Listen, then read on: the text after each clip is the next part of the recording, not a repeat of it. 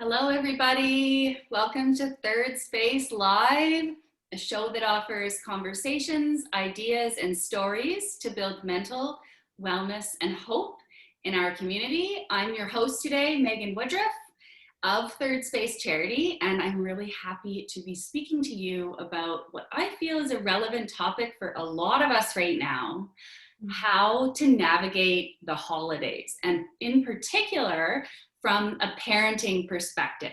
So how to be a parent this time of year, how to navigate the expectations of our kids this time of year, disappointments. Maybe some of us have a lot less to spend this year.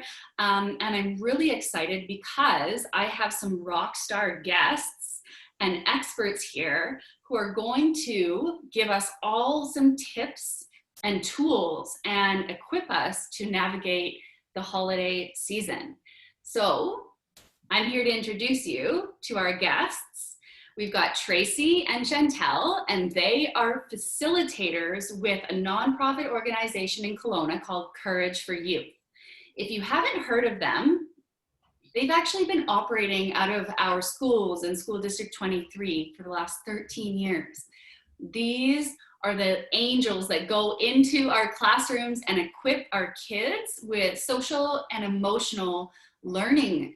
And they basically tool them up so that they can navigate the difficulties of being a young person with resiliency and strength inside of school and in life. They also have some expert advice for parents, and I'm so excited to have them here today. Welcome, you two. Thanks for joining us. Thank you, Megan. It's really exciting to be here on the show with you. We're very excited to share. We always put out there that Tracy and I and our organization is really social and emotional learning and education. So we are that preventative piece to equip people with tools. We are not trained counselors, and so we refer people to that if that is what they're looking for. Thank you for clarifying that. I know that we are a mental wellness platform and we do have to be mindful of what we're putting out there. So cool. Thank you so much for filling us in. So with all of that said, I have some thoughts. So maybe I'll just throw out there and see what your guys' thoughts are on, do you have any advice for parents? How and families, how to manage the disappointment in their children this time of year? Hi, Megan. Happy to be here. And frustrations and disappointment. Yes, thanks, Tracy. Yeah, for sure. I think emphasizing that, yes, this Christmas is going to look a lot differently for most of us. For all of us, actually. And having the conversation early with the kids, I think, is super important. And being able to have them be part of the conversations, listen to how they're feeling, share how you're feeling, and listen with empathy. Really try not to judge the feelings that they're having. Really try and just receive them, validate them, and let your kids be heard and let them hear you. It's okay for you to share your disappointments around the holiday as well. I think it's a really important, essential tool in helping kids develop empathy, is being able to hear how somebody else is feeling and for them to feel okay in how they're feeling about a topic or a discussion. It's important to emphasize that the pandemic is temporary, that this too shall pass, and so will their feelings around it. It's not a permanent thing that they will have to sit in forever, and it will pass. And I think having the kids be part of the solution and coming up with the planning and involving them as much as possible is going to help them see and approach this problem as manageable. And it will create a sort of resilience in them as well. Oh, so good. And what I hear in that is, I don't know about you ladies, but for me growing up, I always felt like there were acceptable and good emotions to outwardly express, and there were shameful emotions or emotions that aren't as desirable, and those ones were the ones that we kind of managed on our own or kept in. And what I hear in what you're saying, Tracy, is to just have an open dialogue with your kids about how they feel and letting them know that it's cool to feel however you're feeling.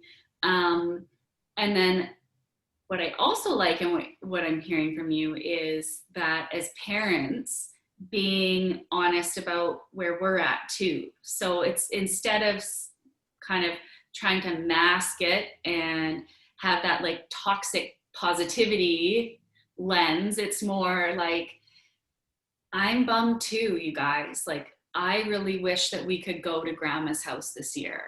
You know, I wish that we could be around auntie and uncle, and, you know, I'm sad too, but, and then incorporating the planning piece and asking, empowering them, what do you want to do this holiday season? Like, what's your solution?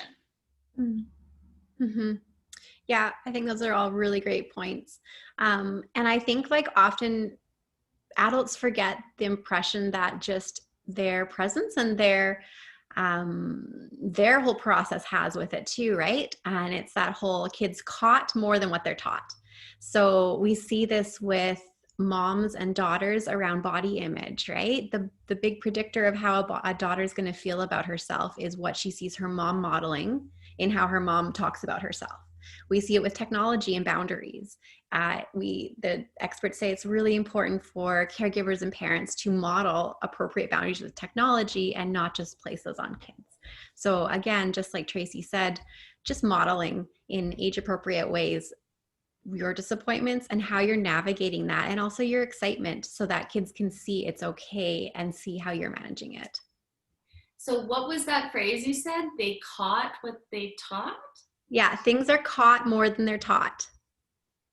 Okay, so they're basically, it's not necessarily about what you're saying, it's about how you're being and what you're doing. Exactly. It's that age old, like, do what I say, not what I do, is the flip side of it, right? I tried to actually explain this to my mother maybe a year ago, and she was like, I've always told you, you and your sister, how beautiful you are. And I'm like, yeah, but do you believe you're beautiful, Mom? You know, and we did have that conversation, and I think that that's why it's so important for us as parents to do that internal work. Yeah. And yeah, cool. I like that. That's a good way to remember it. Great stuff. So what do you guys think about expectations now? If we were to talk about, so we've got some tools around disappointment and managing those emotions. You guys are saying, you know, display empathy, make sure that you are being and acting and the way that you want your children to be, so that they mirror that from you. Being open about all emotions. Is there anything I missed there from the disappointment piece? I think even in a pandemic Christmas, even in a regular Christmas, there's going to be some of us have less to spend on presents, right? Being a mom of three, I've got three little wish lists that I have to accommodate. And at the best of times, it's tricky, not only in the times of during a pandemic where there might be less money available to families right now due to a variety of reasons. Mm-hmm. One tool that I used as a mom of three is I have my kids fill out every year just a blank piece of paper, and they divide it into 4 sections. And they title each section. One is one thing I want, one thing I need, one thing to wear, and one thing to read.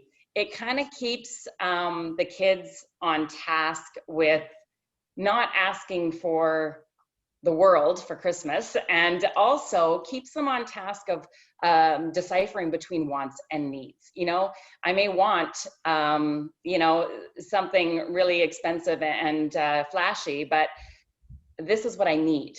And deciphering those two things, and then, you know, have them dream, have them fill out the list as much as they want, and you can pick items according to what fits within your specific budget.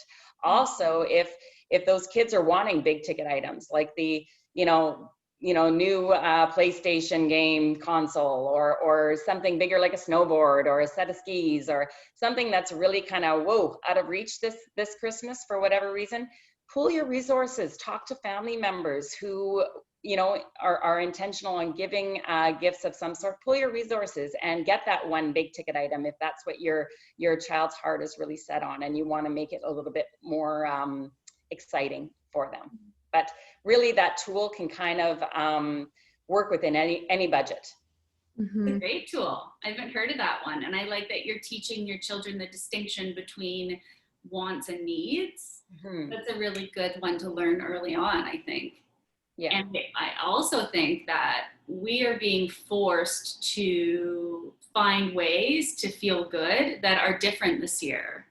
And one thing that I've heard is more families are educating their kids around the whole give back piece, because it does feel so good, and it does it helps us feel better. And so I've heard from a lot of people that instead, because the budget is tighter this year, that families are trying to find ways to give, whether it's their time or material stuff, instead of focusing on what they're getting this year.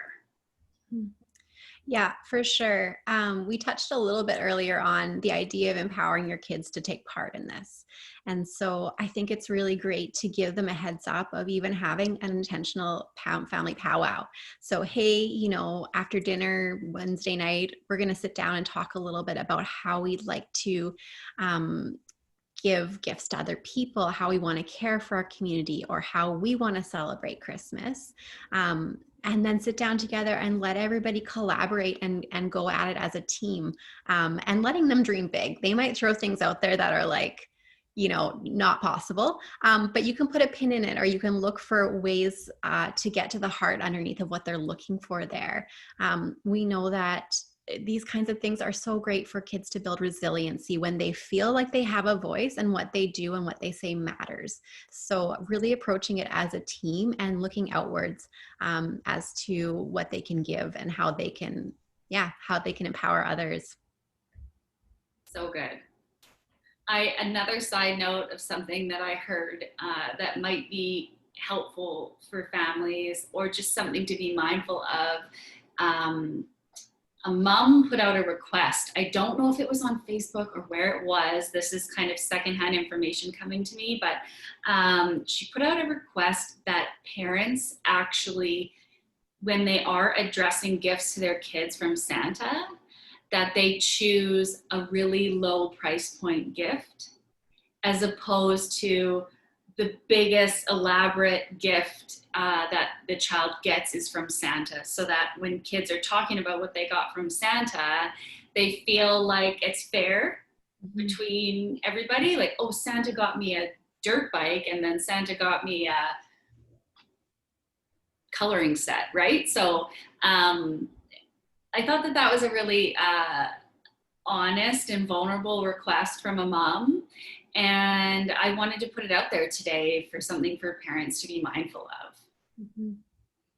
Definitely. Yeah. Again, we all just need to know we're in this together as, as a community, and just keeping those connections alive. And I think too, what you're touching on is that sense of camaraderie with other parents and with other family members, and keeping those connections alive for us as adults as well.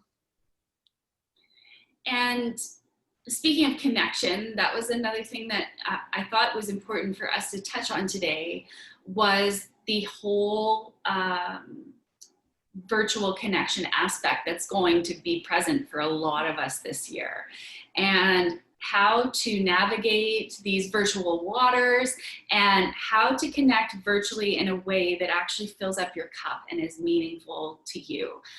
Did you guys have any tips or tools or advice around, or for parents around virtual connection this holiday season? For sure. I think for me, Being present in the moment and not distracted by TV or other devices or other chaoses or things that are going on in the home when you are choosing to connect virtually is super important. Ask questions that you can learn more about the other person. I know it's great just to be able to go and sit in front of somebody and just see them. That's part of it, and being present with them. But take that time to try and learn something new about them that maybe you haven't learned before. Ask questions, gather information. It makes it so much more meaningful and makes you more connected to that person when you can learn something new and learn about their unique strengths, their unique abilities, maybe things that they did that are funny or humorous growing up that you can connect and relate to. Have some things and topics ready, some questions ready on hand so you can have a meaningful conversation with somebody. We're so lucky, like we are so lucky to be having these tools in this day and age. Like we have that love-hate relationship with technology, and but we are so lucky to have the tools available to us to connect. And for those maybe who are not comfortable connecting via Zoom or Facebook or FaceTime, pick up the phone and let them hear your voice and really have that connection that way. Send a text message and send it often, not just on Christmas Day. Send it often and regularly through the holiday season so people do feel that connection from you. And just, it's so nice for people to be able to feel like you are being thought of and that you are thinking of them and that you are there for them, regardless of being able to see them in person or not. I like that you're adding the prepared piece. So putting some thought before you hop on to the call or the video chat. What is something that I could learn about this person that I don't know? What are some meaningful and thoughtful questions I could ask them? And then another piece I would add to that is, tell me a story. Tell me a story about a time in your life when blank, or tell me a funny story of something that I haven't heard from you before, Grandma. Absolutely. Yeah, I like that prepared piece. I think that a lot of people don't do that when they're hopping on virtual calls. It's on the fly. And maybe like Chantelle was saying, in your family powwows, you could think about questions that you want to ask your family members and put some thought into what you don't know about them and what you want to know. And ensuring that your connections are meaningful and vulnerable. Those conversations are about the real stuff and not the surface level stuff, because the real stuff is what tends to pull us through and make us feel like we're together. Mm-hmm. Yeah, absolutely. I think another tool to mention as well with connecting with people and making it meaningful is the 5 love languages. We use this when we're in school with the kids, and it is something that we often think about romantically with a partner, but there is a fantastic quiz for kids and for youth on their website. It's just www.5lovelanguages.com, and it's all free. And discovering for each family member what connecting and care looks like. Because if you know for one of your kids it's physical affection, then maybe it's that extra time just sitting near them or snuggling them, or ensuring that they can have time with the pet when they're FaceTiming with a friend. Words of affirmation, just encouraging them, saying when you see them doing something amazing.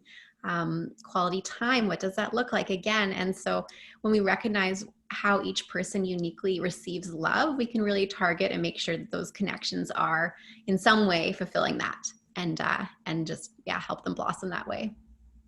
Great tool. I know that you guys are so tooled up with this kind of stuff, and that leads into another thing that I thought would be cool for you guys to touch on is COVID friendly and unique and maybe different ideas for families that maybe they haven't thought of, or maybe they have thought of, but they just need to be reminded of to do together throughout the holidays. Absolutely. Like, I think the big emphasis should be on trying something new and being creative with your family this Christmas. Make a journal. Remember how you spent Christmas 2020 together. Make a vision board or a time capsule of with a family motto.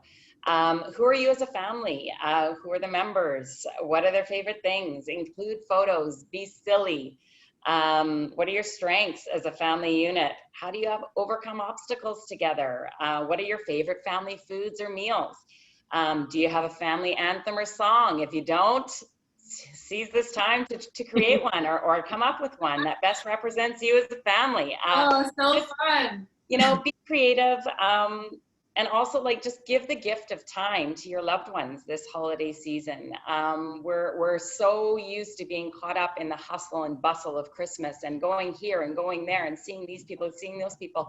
Sometimes the meaning of connecting and making those meaningful connections with people it gets lost in the hustle bustle sometimes.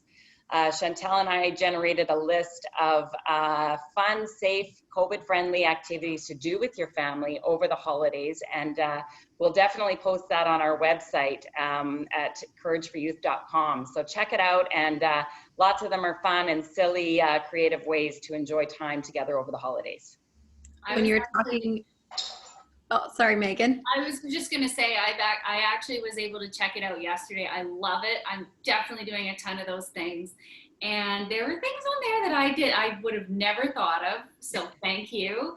And the list is quite extensive. I have actually linked it into our link tree on our Instagram. So any viewers, if you want easy access to this holiday list for families, you just click the link in our bio and it's there for you. Or like Tracy said, you can go to courageforyouth.com.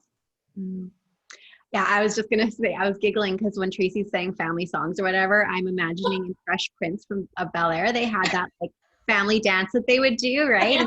And it out like family musical, right?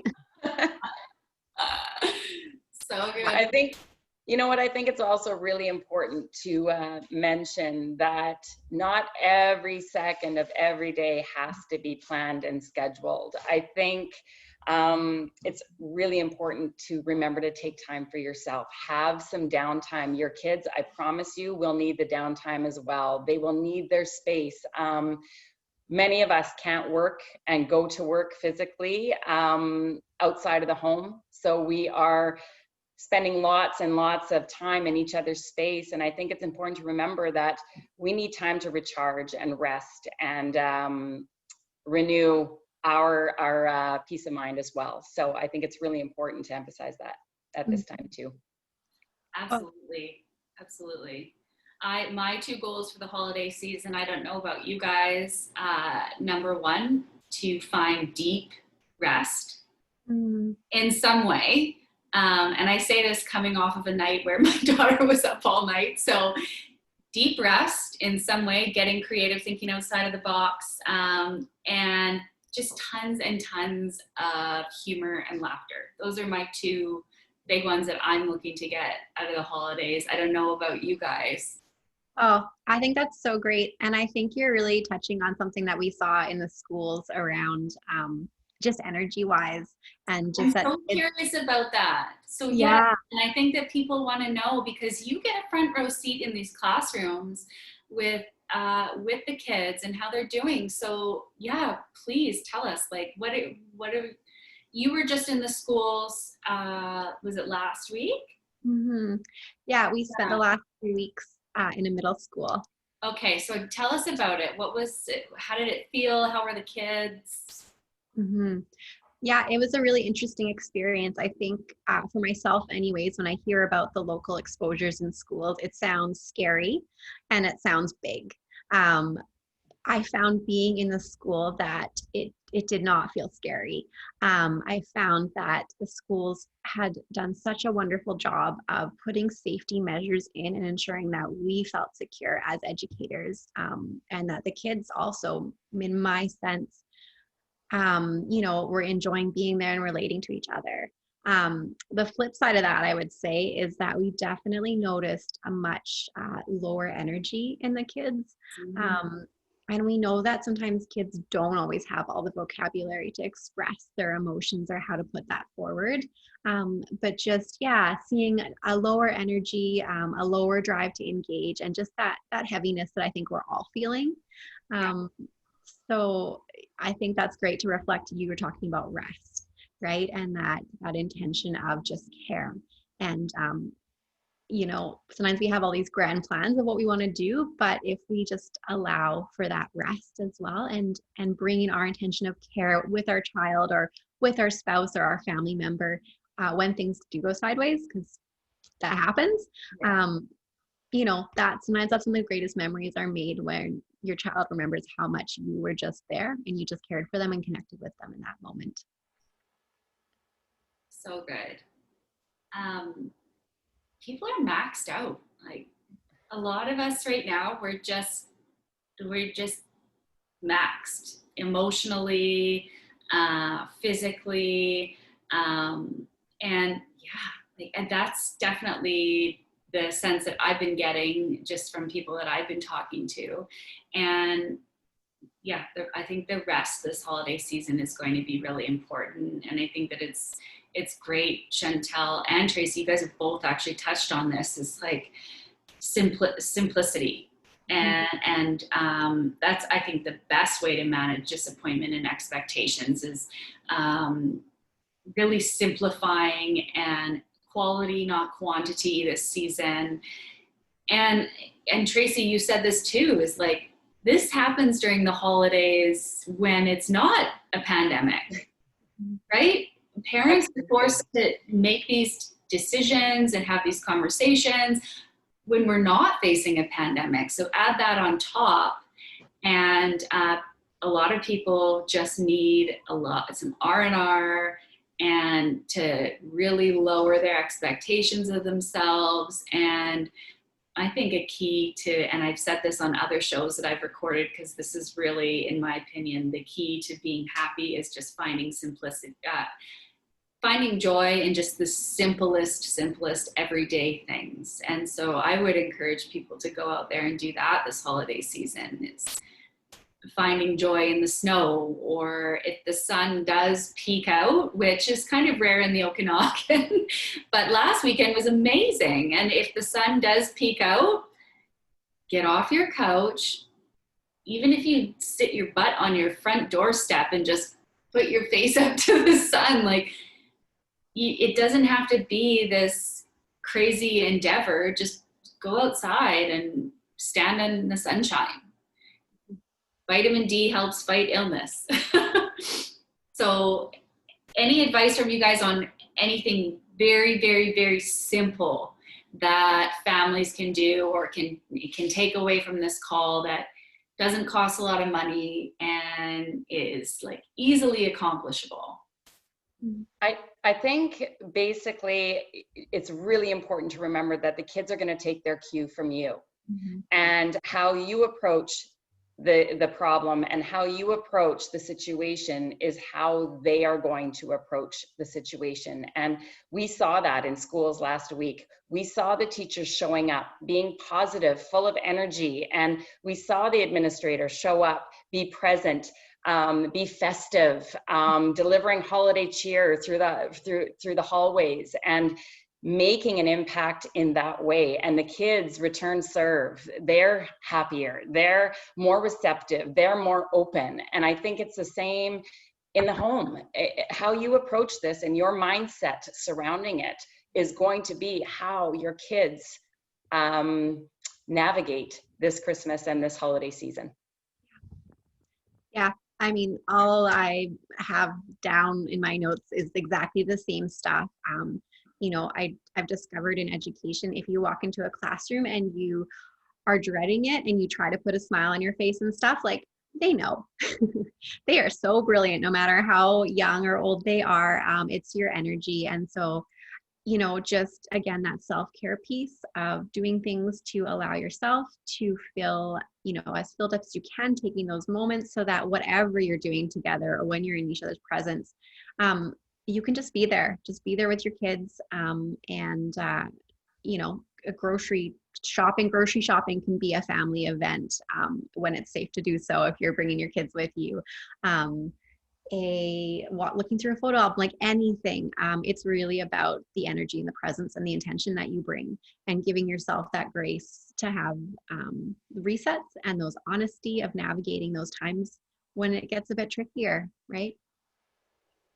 I think that I can speak on behalf of all the parents out there that we are so appreciative and grateful of the teachers and the administrators and the facilitators like you guys, showing up and going to school every day and being there for our kids when it's so different and complicated and complex, and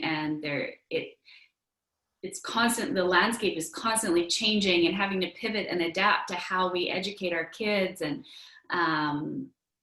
so thank you for that and for being there for our kids, because we need you, and you guys are doing such important work. And I'd love for you to share what we can potentially look forward to seeing from Courage for Youth. A lot of the viewers probably today haven't had the opportunity to see you guys. So in 2021, what are you guys getting up to?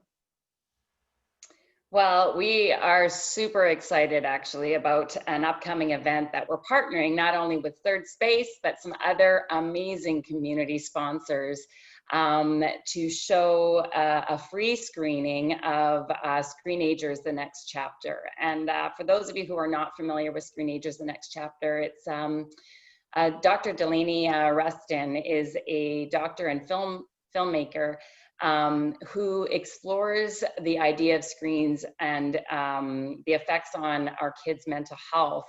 And she just takes that whole conversation to a next level.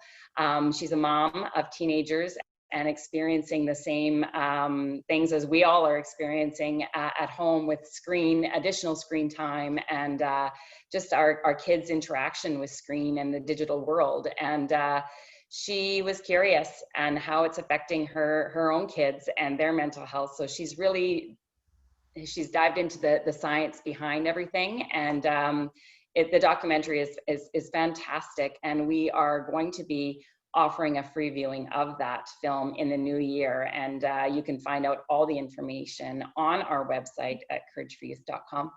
Yeah, I'm also going to link to that in our Instagram as well. To sign up for this. So all you have to, so say I wanted to watch this documentary with my family to educate my kids on screen time and living virtually and social media and the impact that has on my mental health. And I think the idea is to watch it together with your kids, right? Absolutely. So if I wanted to do that, I would just click the link and register, and it's free. Absolutely. The process of this is you're going to watch it. You're given a 2-week window, a viewing window at the beginning of February, and you can watch the film. And then we are also going to be offering after the show, a live panel discussion with some common question and answers to some of the very popular questions posed after watching the film. And we hope to have a number of tools, concrete tools that you can take away from that, and resources available for parents if they're noticing the same similar things in their own family dynamic. Yeah. And this panel that we can ask these questions to, these are, who's on the panel? Is it like mental health professionals or? Yes. There will be mental health professionals that are available to ask questions or answer questions that may come up. Other professionals within the community as well that we will have that is relative to the topics involved in the documentary. Oh, great. Yeah. The film is really great for educators as well. Family members, ways that we can really just support our youth in facing the struggles that present from the use of social media. And then you guys are also still delivering your programs, right? In 2021, even though you might have to pivot a little bit?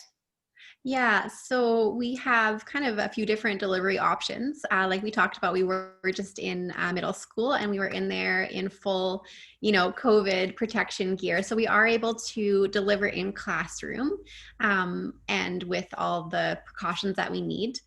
We're also able to deliver digitally. So we have been delivering our Voices program to homeschool families earlier this fall. And in 2021, we're looking at doing another online homeschool version. We're also connecting with some of our local schools to look at delivering our programs in school virtually and figuring all of that out. So yeah, we're just trying to pivot like everybody else, but please know that we have these resources, and again, we feel they're super important. I did want to say one more thing as well about the Screen Agers event. Locals may have attended our last event. I think it was like a year and a half ago, and we showed the first Screen Agers movie and did a similar event. And this time it is the second one. So if you watched the first one, which was all about, like Tracy talked about, the impact of screens and how to navigate that. The second one continues through that lens, but really looking around mental illness concerns. So depression and anxiety that they're seeing in youth. How to have tools around supporting your kids and preventative approaches, around some of those challenges that we're seeing from screens and also from other issues that kids are facing, like COVID. Yes. Yeah. And also on the registration link, Megan, it's also important to know that people can watch the trailer for the movie, so it's there for you. You can get a little preview of what the documentary will be showing and talking about. So it's just a brief clip of Screen Agers' next chapter. So great. Yeah. Well, I am definitely filled with new ideas and ways to connect with my family this holiday season. I am inspired and excited because you guys have encouraged me to let go of some expectations I had for myself and to just really slow down and simplify. And if those of you watching, if you have a chance to check out Courage for Youth's holiday list for families, it's really good. We've got the link in the bio. There's some fun, really silly, creative stuff on there to do with your kids. I want to say thank you so much to Chantelle and Tracy for spending time with us today. And I really look forward to what you guys are going to get up to in 2021. Thank you so much. Yeah, it's a pleasure being here, Megan. Thank you so much. Always fun hanging out with you girls. Thank you so much. Enjoy that. And if you'd like to learn more about Third Space, www.thirdspacecanada.org. We have our holiday give back campaign on right now, where you can donate to the charity as well if you like what we are up to. Thanks, everybody. Enjoy the rest of your day. Take care.